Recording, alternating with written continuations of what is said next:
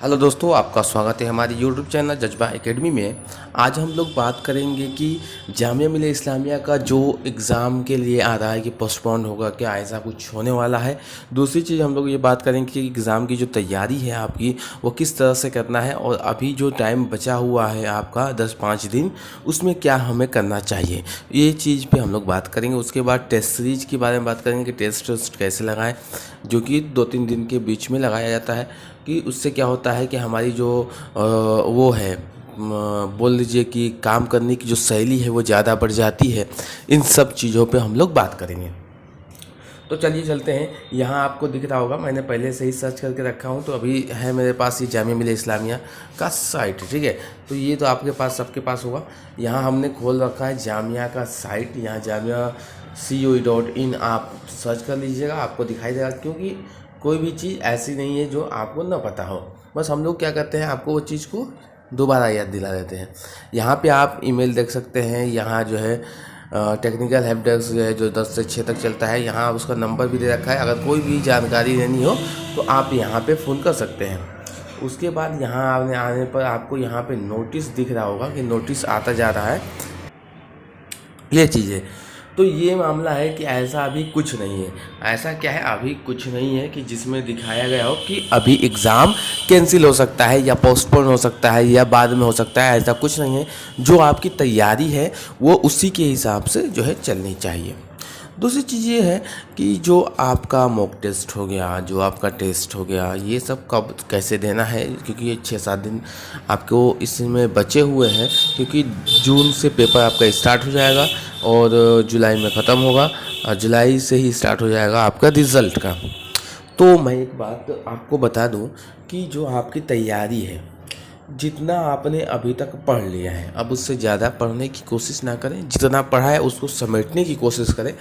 क्योंकि बहुत ऐसे जो इंट्रेंस एग्ज़ाम है जिसमें आप 70 से 80% के बीच में क्वेश्चन करके आ जाइए तो आपका सिलेक्शन हो जाएगा। ऐसा कुछ नहीं है। तो आपको बस टेस्ट सीरीज लगाना है।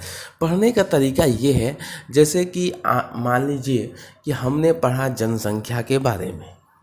अब जनसंख्या में इम्पोर्टेंट क्या हो सकता है, जनसंख्या में इम्पोर्टेंट उसके जो की पॉइंट्स हैं वो हो सकते हैं। जैसे मान लीजिए कि 2011 की जनगणना क्या है, तो 121 करोड़ है, ये एक पॉइंट हो गई, ये फैक्ट हो गया कि ये चीज़ है जो बदलने वाली नहीं है। अब ये 20 साल के बाद भी 121 करोड़ ही गिनती में आएगी 2011 वाली जनगणना में।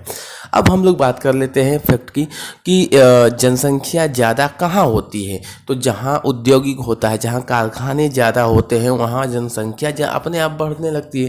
क्योंकि हर लोग को आकर्षित करती है कारखाना कमाने के लिए।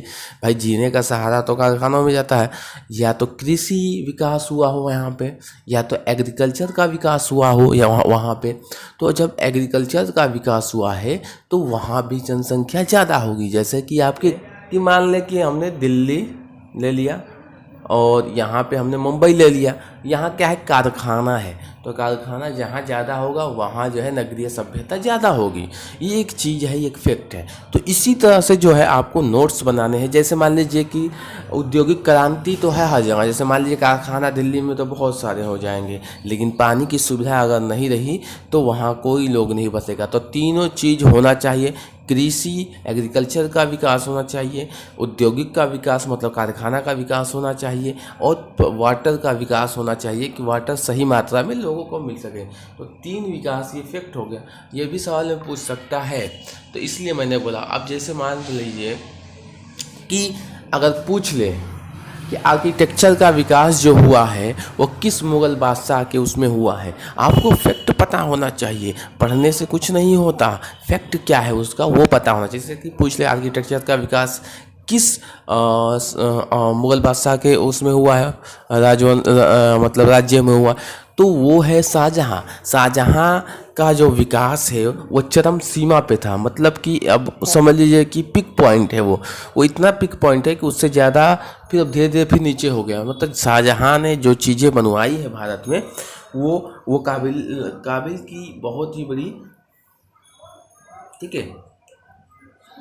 ताजमहल जिसने बनवाया, लेकिन अगर देखा जाए हम लोग गौर से देखें तो जो हुमायूं का मकबरा है, जो हजरत बेगम जो है हमीदा बानो ने हमीदा बानो क्या थी, तो ये एक चीज़ है कि उन्होंने बनवाया था, ये अकबर ने बनवाया था। अब आप जाके देखिए उस ताजमहल के डिज़ाइन को और उस जो है हुमायूं के मकबरे के डिज़ाइन को, तो दोनों सेम है, इक्वल है। तो ये चीज़ मुझे समझाना है आपको कि कैसे पढ़ना है, ठीक है। तो पढ़ने का तरीका ऐसा होना चाहिए कि आपको फैक्ट पता हो उसके बारे में, बस और कुछ नहीं। जैसे अंडरलाइन कुछ कर लिया हमने, चीज़ें समझ में आता है हम लोगों को, फैक्ट तो आप लोग समझदार लोग हैं भाई। तो ये चीज़ें हैं, आप लोग पढ़िए। अगर कोई दिक्कत होती है तो हमसे पूछिए, हम बताएंगे, और या आपको थोड़ा बहुत गाइडलाइन भी कर लेंगे। तो अगर ये आपको वीडियो अच्छी लगी हो, और दूसरी चीज़ ये बात है, कोई भी एग्ज़ाम अभी पोस्टपोन होने की सुविधा में नहीं है, तो अपनी पढ़ाई जारी रखिए। कोई चीज़ ऐसा नहीं आया है जिससे लगे कि हाँ पोस्टपोन हो जाएगा। नोटिस भी आएगा तब भी हमें नहीं मानना है, क्योंकि हमें एग्ज़ाम हमारे टाइम पे चाहिए, ठीक है। हमारे दिमाग में यही होनी चाहिए। ओके दोस्त, थैंक यू। अगर आपको वीडियो अच्छी लगी हो तो लाइक करो, शेयर करो।